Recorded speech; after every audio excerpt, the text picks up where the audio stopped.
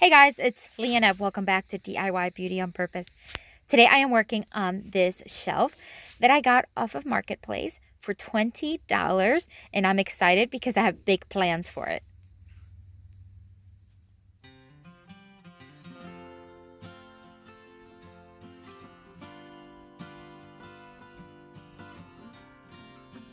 All right, so the first thing I want to do is measure because I will be building two doors to make this shelf into a cabinet.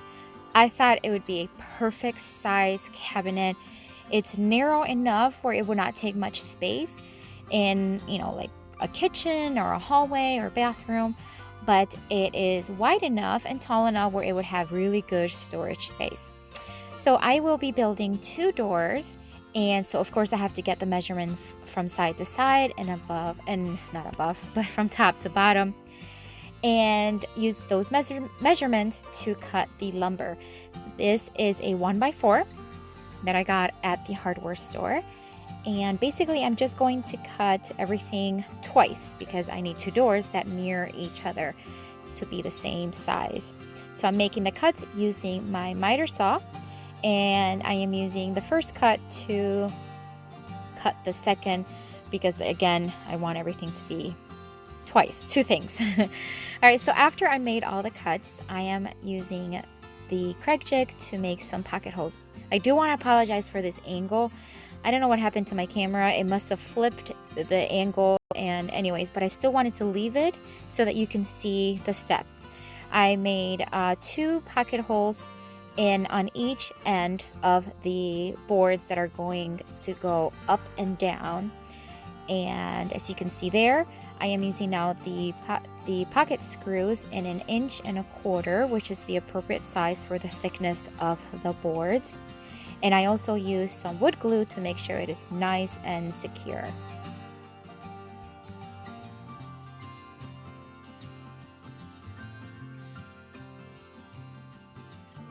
These are the doors, or the frame to the doors, I guess. And I am using this Sureply plywood that I got off of the scrap wood section at the hardware store.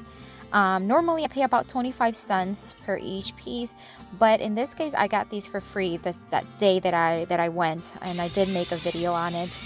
There's my little one pretending to use his tools right next to me there. So anyways, once I had the plywood cut, I cut the excess of it. I then placed it on the back and secured it with brad nails.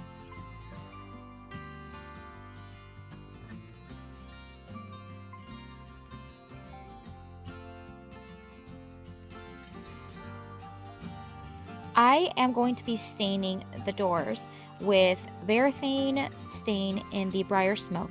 The reason why I'm going to be staining is because I will be painting with chalk paint and also distressing.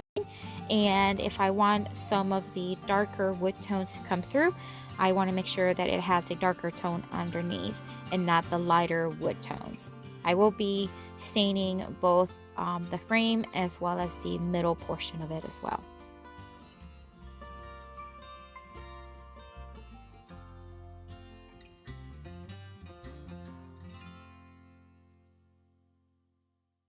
All right, so now on to getting the actual shelf clean and ready for some paint. I will be vacuuming a lot of the debris. There was a lot of debris and cobwebs and dust. It was really, really dirty. So just using my shop vac to remove any of the loose debris. And then I will be cleaning it with a wet rag and some crud cutter, making sure that anything that is sticky and stuck to the surface of the shelf is going to be gone. I want to make sure that painting over a clean surface and never ever over a dirty surface. Another thing to remember is when you are cleaning using any products like crud cutter or anything else, you want to make sure that not only the surface is clean, but it's also clean of any residue of the product. You don't want to paint over any cleaning products because this paint may not stick or it may cause to crackle. I've had it happen, so just make sure that you wipe off very, very good the product. All right, so while the cabinet dries, I am going to start painting the doors. Now the stain already dried overnight, but I am now going to be adding 2 coats of chalk paint. This is the Behr chalk paint, and it is in the pale sepia. I will be linking it down below so you have access to it if you need to. It's a beautiful beige tone. It kind of looks grayish, but it actually is a beige. So I did 2 coats on the doors, and I will be doing 2 coats on the shelf as well. I left the shelf laying on its back because it's easier to paint the bottom portion of the shelves and some areas that it's just easier to do when it's on its back. And then once I did that, I flipped it upright then to paint the rest.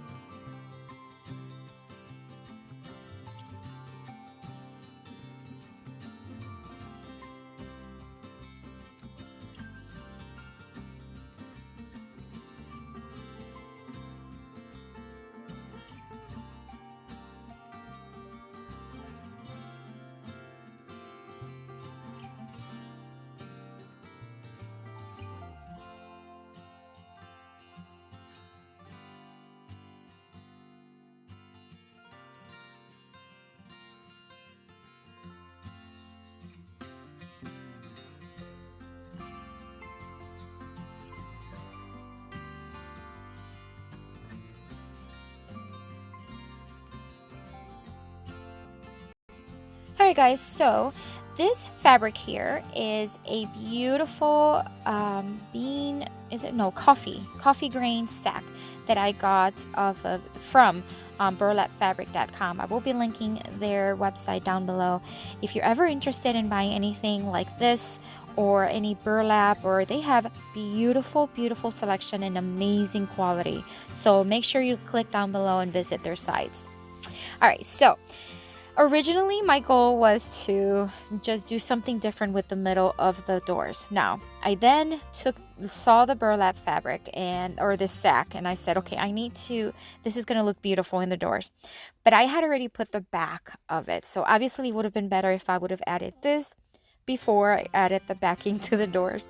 So my original plan was to cut it very nice and neatly and glue it down, and I thought it was going to be perfect. Well, it wasn't. It wasn't working out. So I left that to the side, and then I started distressing. I am using my palm sander and a 220 grit sandpaper. I am smoothing all the surfaces down and distressing the edges. I did that on the doors as well as the cabinet.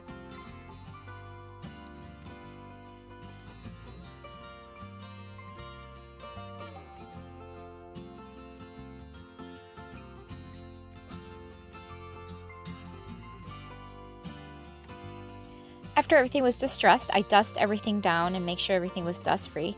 And now I'm sealing everything with a polyurethane by Varathane. This is in the crystal clear formula. And I am just using a brush that I got on Amazon. I'm going to be doing 2 coats on everything, including the door, except on the top I'll be doing 3 coats and then let it fully dry.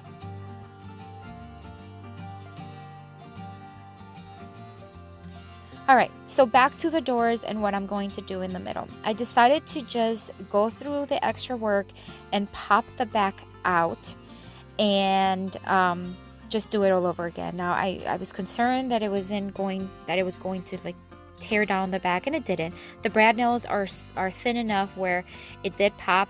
You can see some of the holes, but you're not going to see that because it's going to be in the back of the door. So I ended up, again, it's a lot more work, but I just thought it would just be better to do it the right way than to make it look not right. So I popped the back off of the back, I think I said that right, of the doors, and now I'm removing the brad nails to make sure that when I place it back, it's nice and flush.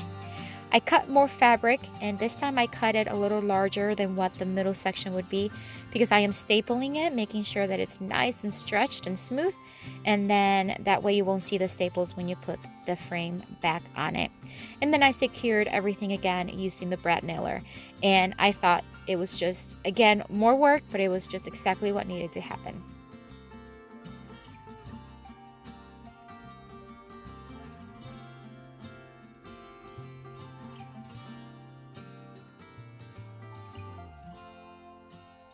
Okay, so now that the backs and everything is done for that, I am moving on to putting on the hinges. The hinges I got at the hardware store. And as always, I like to pre-drill some holes before I drill in the screws, especially when you have several screws right next to each other. The, oh my gosh, the frame is made out of a softwood, so I want to make sure that it doesn't crack. So I used a drill bit that is similar in thickness to the screws. And then I am drilling the holes, and I'm not making sure that I'm not going all the way through. Of course, I just want to start the hole through so that the screw goes in.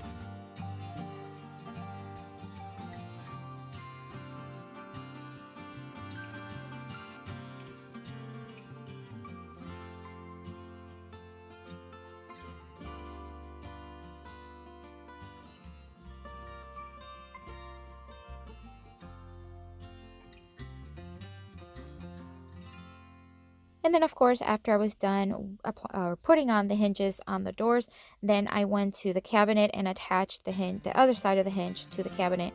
But before I screwed it in, I made sure that I marked where it needed to be because I didn't want the door to be too high or too low. All right, so these handles I got at the hardware store as well. They're very inexpensive, and I like them because they're inexpensive, but they look cute. They have that rustic farmhouse kind of look, I think. And I'm just using, of course, the drill. So here's what the shelf looked like before, and here's what the cabinet looks like now. I love it. I love it. I love it. I think the beige looks really good. I'm usually a white furniture kind of gal, but using the beige really worked. And that fabric in the middle, oh my gosh, what a beautiful thing. So as always, guys, thank you for watching. Thank you for taking your time of your day to watch, and I hope you enjoyed it. And if you have not subscribed to my channel, as always, I ask that you consider doing so right down below this video, and I hope you have a blessed day.